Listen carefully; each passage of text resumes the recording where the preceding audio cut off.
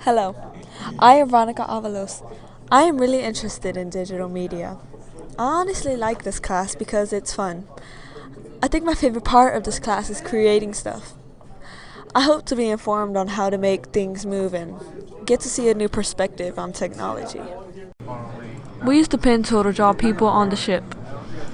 My instructor told us to make the people look far away, so I tried. And by the looks of it, I think it turned out to be good. I use Magic to make music for my videos and just have fun. It's still a work in progress though. We can create our own sounds or use loops that are already there. In this lesson, I learned how to curve and select this photo to create a new image.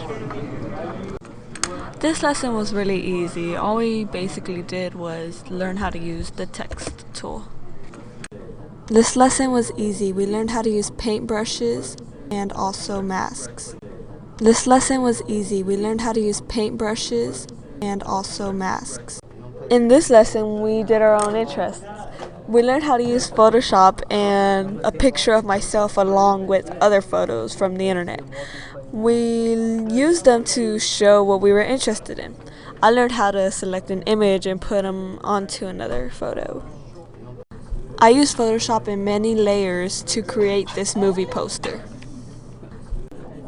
I used Flash to create a design for a t-shirt for the New Tech Academy.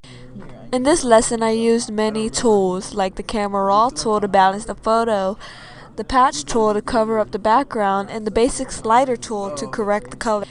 I used so many selection tools to move the objects onto a plate looking thing. I also used the Alt Copy function to make more than one. In this lesson, I just basically photoshopped a girl into a background.